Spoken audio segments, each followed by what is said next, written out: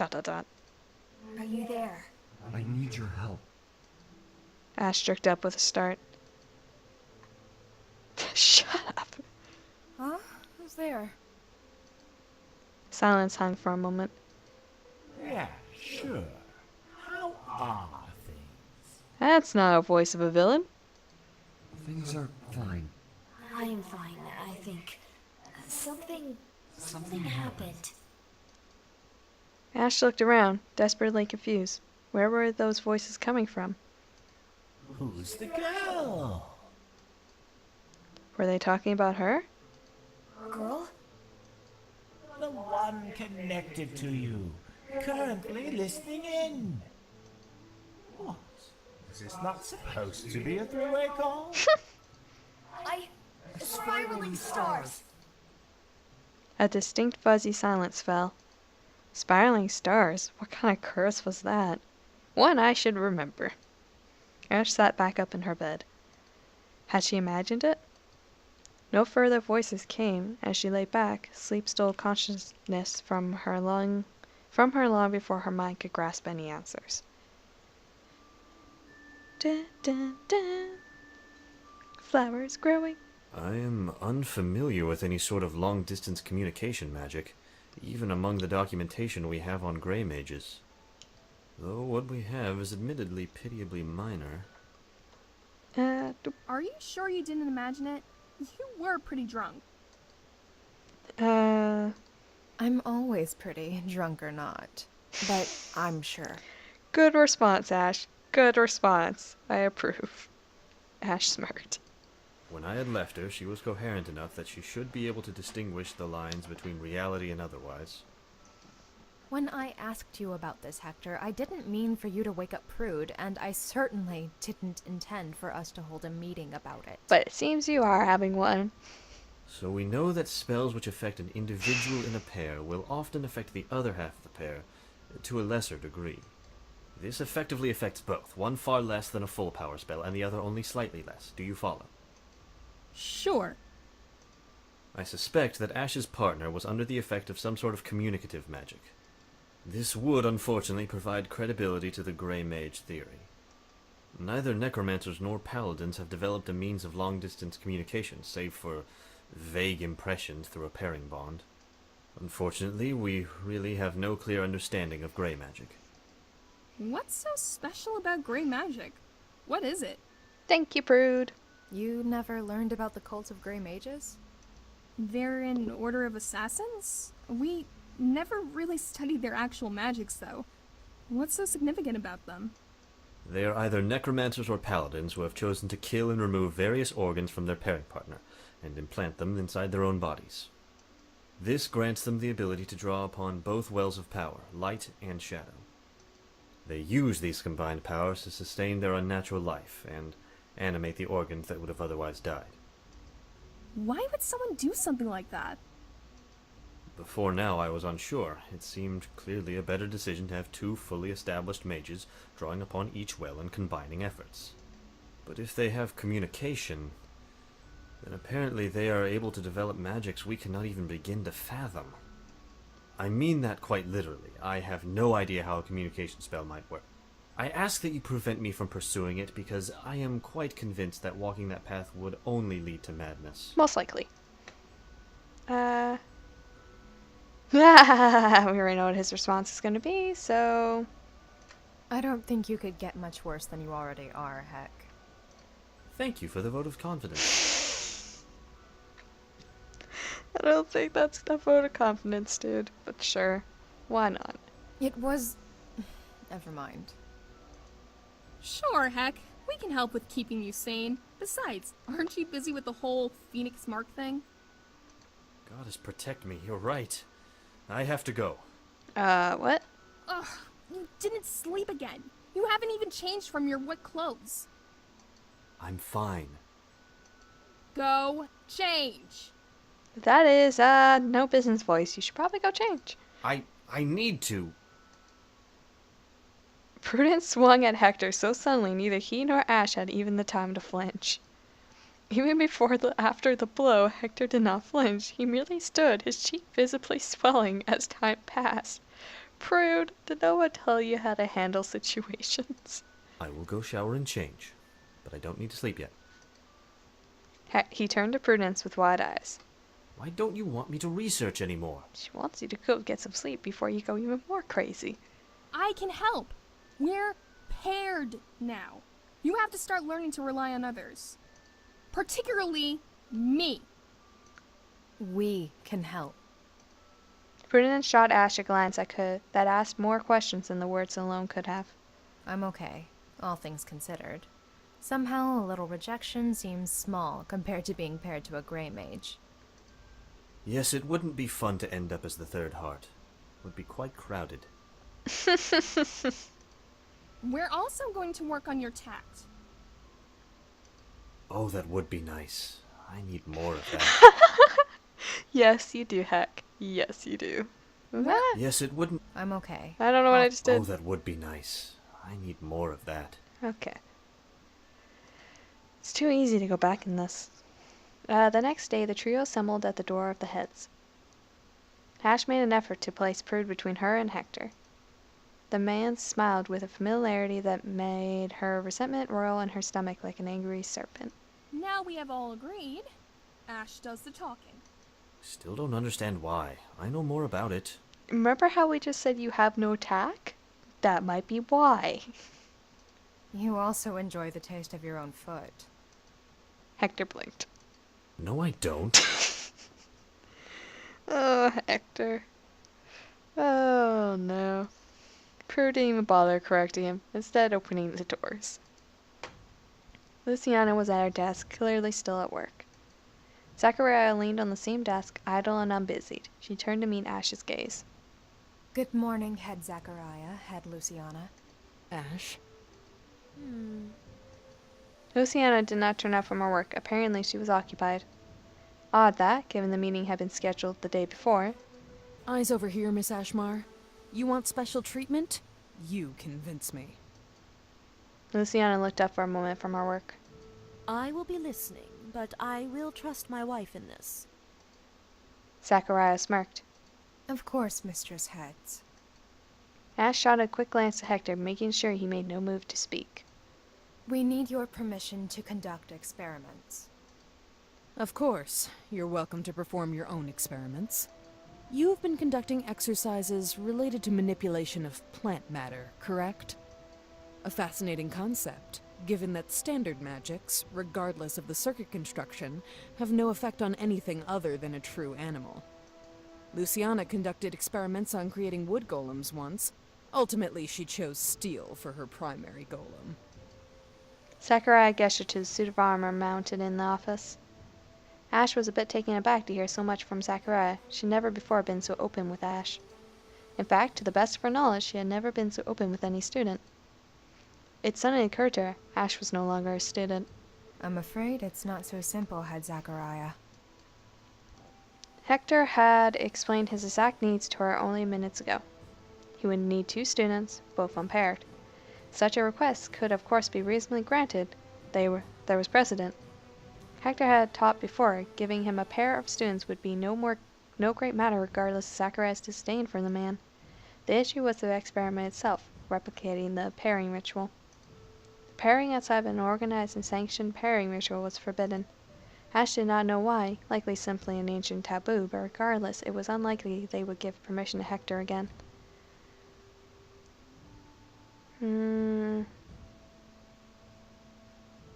That one. Ash took a long and deep breath. She knew what to say. She could just hope that she could maintain her composure as she spoke the words. I A lump stuck in her throat. need to know who I am paired to. Zachariah looked her up and down. The bemused look she had only just held fell, and there was empathy in her eyes. I'll tell you now. I do not think this is the solution. There are many more paths we can walk to decipher the mystery of your mark. I agree with you. Zachariah seemed surprised. But that is no reason to dismiss any particular one of them. Nice. Zachariah nodded slowly. A simple and elegant argument. Any continued protest on my part would betray my prejudice. Zachariah smirked. Well maneuvered, girl. It's clear that Princess Celeste will find much use for a mind like yours once she ascends her throne. Goddess knows her mother could use more of such logic. Ash cocked an eyebrow at the comment. Luciana offered 2 sheets to Zachariah, who What? I've never seen that word before. Proffered them to Ash? Okay, maybe that does make sense. Hector will receive 2 students, remedial students to be precise. He is tasked with training them to the point where they might advance. As long as his tutelage takes and they improve, he may perform any experiment he wishes. Ash paused, feigning examination of the papers. You had already planned to permit us to conduct this experiment. Zachariah tapped her head. Just as I said, you've got a strong mind. If nothing else, it's providing the poison with which Hector might stain himself. With a bow, Ash made to retreat. Zachariah turned to Luciana, giving her a warm smile as she watched her work. The door clicked behind them. They ate after the meeting, enjoying a late breakfast in a mostly empty dining hall. Hector inhaled a meal twice the size of either of the girls, and was gone. Ash and Prude ate in silence after he left. Ash wanted to talk, but did not know what to say. Should she be apologizing? Trying to explain away her behavior from before? Should she just try to make conversation, hoping that if they both masqueraded normalcy long enough that such a mask would become their true face? Or should she dare risking it all again and try to seduce Prude once more? No. Just talk. Ash spooned at her oatmeal idly before looking up to meet the gaze of Prude. So this oatmeal, it's pretty good, right? Probably could have picked a better conversation topic. There was a thump that shook her bench as an older woman made herself comfortable at the table beside Ash's. Thank you for saying so. It's my first time cooking. Ash took a moment to assess the woman. She looked to be in her late 30s. Her clothes were simple, the standard garments of one of the mountain's cooks. Your first time cooking? Prude had apparently completed her own assessment and drawn a similar conclusion, if a bit more quickly. Oh, yes. I'm an apprentice. That might explain why a cook had never cooked before, but... Aren't you a little old to be an apprentice? Ash! Rude. The woman looked a bit flustered, but she was quick with a retort. Never too old to learn a new trade. Besides, I'm not that old. Ash furrowed her brow, giving the woman a second look. She was shocked to find her initial assessments of her age off. Her hair appeared to be prematurely gray at the temples, but she lacked the thick wrinkles and crow's feet of age. The more she examined the woman, the more Ash lowered the estimate of her age. Ash felt bad for having made the comment about her age. The girl couldn't be older than early 20s. The girl probably suffered ridicule enough for her hair as it stood. A moment of awkward silence hung like an overly ripe fruit. The oatmeal is good. Oh, Ash. Thank you. There's plenty more if you want seconds. I'd love some. Ash accepted the second helping through her stomach was full. Ash accepted the second heaping helping. What? Okay, whatever. Prude finished long before Ash, and when Ash finally stood to meet the others, she felt her belly swell with the sloshing out of her breakfast. Ew. The trek to the garden provided difficult. It was the paladin that saw the 2 girls approach. Hello there. Master Celeste, Master Ashmar. He locked his fist over his heart and gave a curt bow. The necromancer with him watched the man and then attempted to replicate the gesture. Who are these, Heck? That is Elfnod, and she is Belinda. Elfnod is actually several years behind us, but he was recruited at a very old age comparatively. Belinda is in a class below you. It's a pleasure, Master Ashmar. Please, just Ash. Yes, Master Ash. Close enough. The man smirked, and Ash narrowed her eyes at him. So, I'm not entirely sure where to start. I am leaning towards simply performing the ritual and seeing where I need to go from there. Are you crazy? No. No? Just no? Light and shadows, are you an idiot? He's technically a teacher now. Oi! If you didn't want to be here, you did not have to. You're a volunteer, right? Not kidnapped? Or whatever the phrase was. Not if I want to repeat a year. What?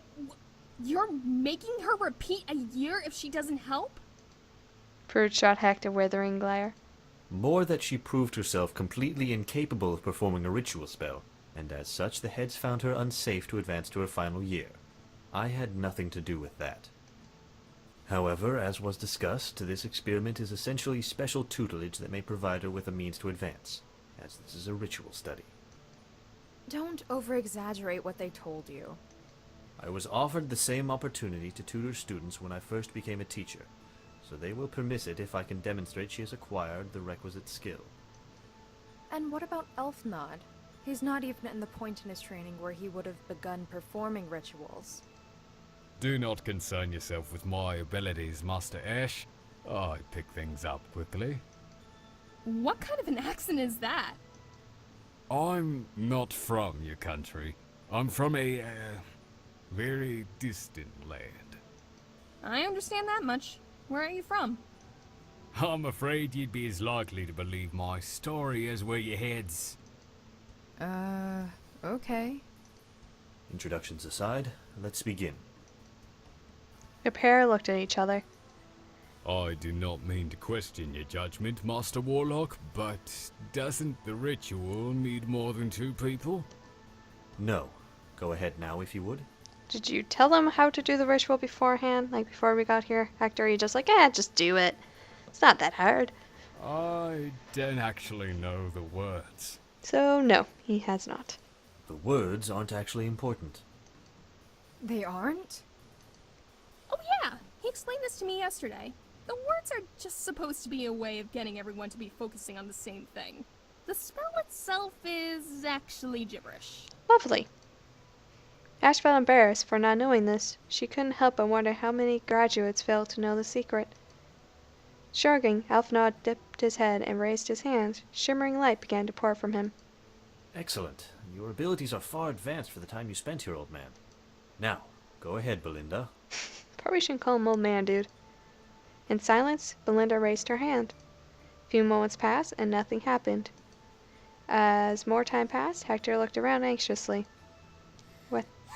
With an exasperated sigh, Belinda dropped her hand and shot Hector a dark look. And now, you know why I've been held back. Wow, you are indeed terrible. Hector! Belinda roared and stormed away. All right. That's okay. That was a very productive first day. Okay, sure was. Was it? No. Ash nearly clutched her chest as her heart ached. The pair was already so in sync they were setting up and finishing each other's terrible jokes. She was jealous. It didn't help to think that her potential partner was quite literally a monster. She supposed she and Prude might still have that in common. Oh. Hey, you okay, Ash? Yeah, sorry. Just got lost in thought. I'm glad I'm not the only one who does that. We're in the garden on the eastern side of the mountain. No, really now. Thank you, Heck. You're welcome. Oh, dude.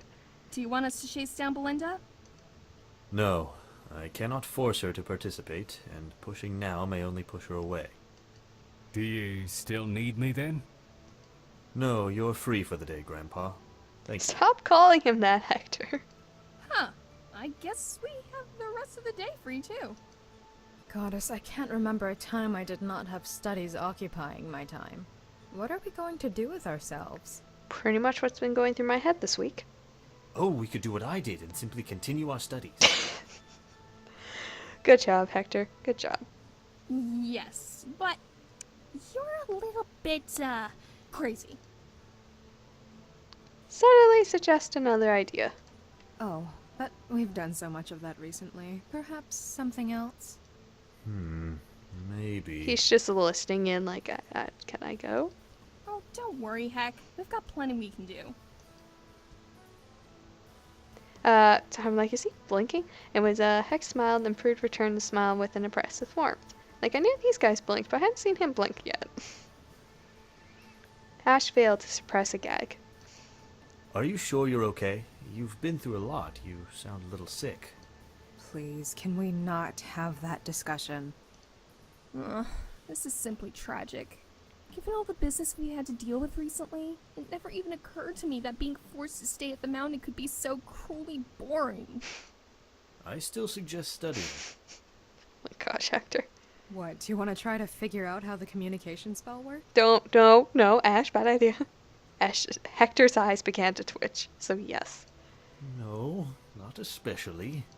His eyes switched again. Surely there's something that explains me hearing those voices. Oh, aye, but I don't think there's anything that the local magic can do like that. Probably a witch or wizard. Some other sort of caster. I just imagine these three are just like in a circle and he's just like leaning against a tree in the background, just listening like, oh, hey, by the way, I'm still here. Caster? Do you know something about communication magic? Tell me more, now. Hector! Where are you from? Alphinaud looked to Heck, who nodded. Well, as my tutor already knows, a flying island. Yeah, that would explain why the heads didn't believe you. Shush, prude. Please, Elfnod, tell us more. And so he did. Alphinaud had been born on a flying island. The son of its leader, there had been a great expectations for him. Instead of meeting them, he found himself one of the rare breed among their clan. And Null, an individual born without their magic. The shame weighed on him for years.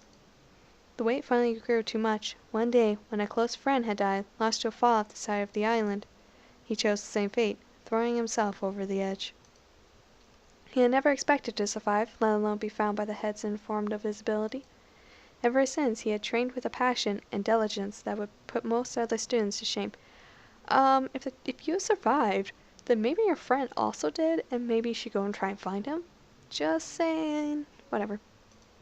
So what kind of magic was it then? My fathers were witches. What's a witch? It's an ancient term for a sort of female mage with vaguely defined powers. Curses, divination, that sort of thing. But those sort of powers were dismissed as we began to learn to better understand magic, to realize the limitations of shadow and light. Unless there's more than just the shadow and the light. Exactly. Hector began to breathe heavily, and that is very creepy. Oh, goddess. I think we got him a little too excited. I told all of this to the heads, and they calmly assured me that what I thought had been magic was simply a trick.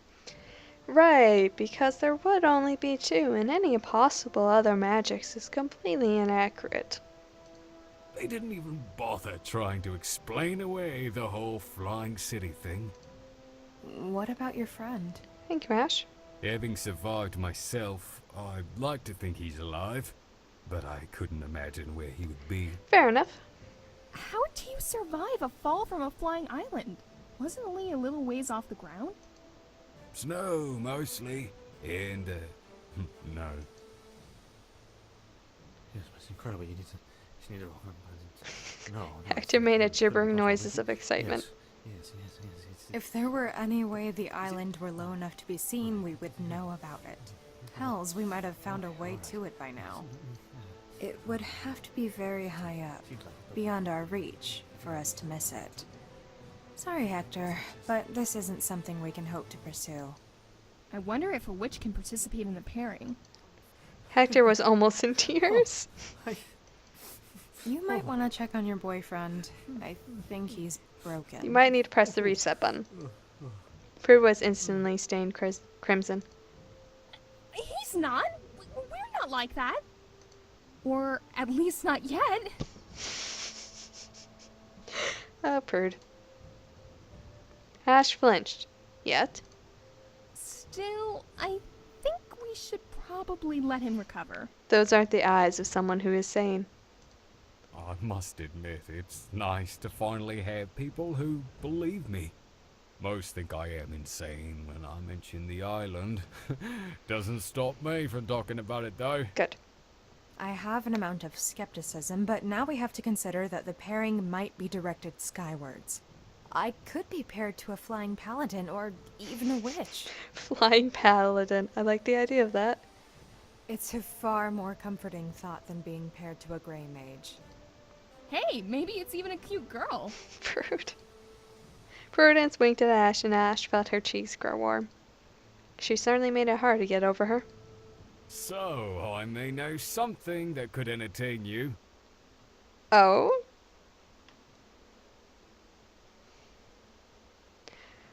Oh, it's this scene. Dumb. Oh no. What is this? Why is this a thing? Anyways. I used to often come out here to meditate. Of course you did, Hector. Where did it occur to you to do something like this? Falling off an island and down a mountain. Still, this seems oddly immature for someone who's older than us. You only expose yourself as immature if you think like that. One of the greatest pieces of wisdom I can give you as a man in his later years is that you should find happiness anywhere you can. And never let your happiness be taken away by the opinion of others. Good advice. With that, he threw down his shield and leapt on top of it, standing as he rode it down the snow-covered slope. I'm going. Where'd you get that hood? Why is your hair sticking out of your hood? That's not how hoods work. Wielding an enormous tower shield, Prue threw herself on the snow and began to slide forward. Oh, goddess, protect me. You should be wearing something warmer. Laying her own shield down and sitting legs forward, Ash shifted her weight and felt the shield begin to slide forward. Why are you doing this in a dress? That is the worst idea. Ash turned to Prudence, whose eyes were as wide as her grin as she slowly began to slide faster. That was when she reached the edge, a dip after which the descent became much steeper. Light and shadows, protect me. Snow exploded to her sides as she screamed down the side of a mountain, the shield sliding as easily as a slice of butter on a hot griddle. Looking over to Smiley Prude, Ash felt herself grinning. Fear slowly began to subside, and as she approached the patch of green that marked the end of the snow line, Ash considered that she would be glad to do this again. A black-green streak tore past her, passing the line of green and into the rocks beyond. She didn't even have time to react as the shield seemed to get caught, spilling the flying necromancer out in an image of oddly reminiscent of thrown spaghetti. Who throws spaghetti? Ash ditched her slowing shield on her feet and charged after the man. A mask of agony marred his normally passive face, and for a moment Ash swore she could see his legs bent in distinctly incorrect directions. Please don't show me. Turning to Prude, Ash gaped. Do you know how to heal? No. I've only been paired for a few days. I haven't had time to practice. What? I'm fine. I'm badly bruised, particularly in my pride, but I am a little more sturdy than that. Turning in disbelief, Ash found Hector on his feet. Also, I don't like being healed. You'd understand if you knew exactly how the magic worked.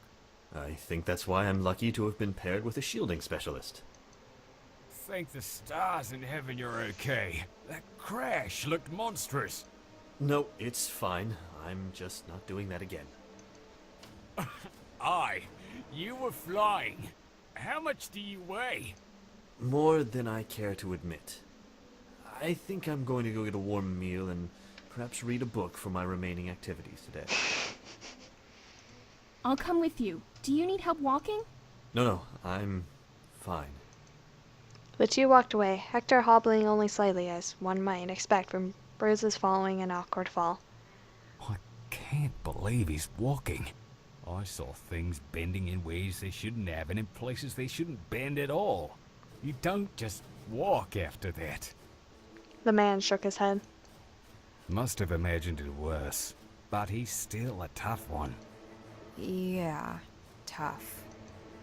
Far in the back of her mind, Ash felt a small, creeping dread whisper something she didn't quite catch, but it sent shivers down her spine. Or was that the snow that had gone into her dress? Both, she concluded, and wiggled, trying to free the snow before it melted. Yeah, and I think that's it for tonight. Thank you all for watching. Hope you have a good time. See you in the next video. Bye.